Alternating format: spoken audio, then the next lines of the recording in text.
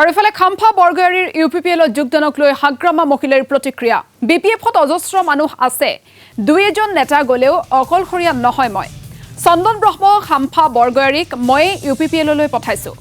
প্ৰমোদ বড়োৰ সৈতে আলোচনা কৰি ইউপিপিএলত ডেপুটেশ্যনত পঠাইছো। ইউপিপিএলত বুদ্ধি থকা মানুহ কম আছে, বুদ্ধিদীপ্ত মানুহ নথকা বাবে ইউপিপিএলে বড়ো চুক্তি ৰূপায়ণত ব্যৰ্থ হৈছে। বড়ো চুক্তি সফল কৰিবলৈ বিপিএফৰ পৰা ইউপিপিএললৈকে বুদ্ধি থকা মানুহ পঠিয়াইছো বুলি মন্তব্য কৰিছে হাগ্ৰামা মহিলাৰীয়ে। আজিতো আপোনালোকে নিশ্চয় শুনিছে খাম্ফা ইউপিপিএলত সোমাব বুলি।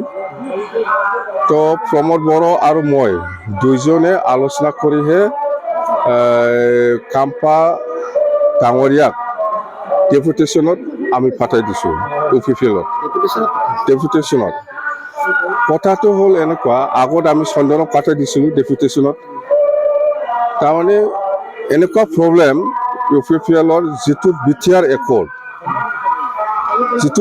একৰ্ড, এই একৰ্ডটো ৰূপায়ণ কৰাৰ ক্ষেত্ৰত ইউপিপিএল দলৰ বুদ্ধি থকা এক্সপাৰ্ট মানুহ, জ্ঞানী মানুহৰ অভাৱ হৈছে জানে। সেইকাৰণে প্ৰমোদ বড়োৱে মোৰ লগত আলোচনা কৰি পেলাই আগত চন্দনক লৈ গৈছে, মই পঠাই দিছোঁ ডেপুটেশ্যনত। আৰু লাগে বোলে। সেইকাৰণে মই উপায় নাই, খাম্ফাক আৰু পঠাব লগা হৈছে।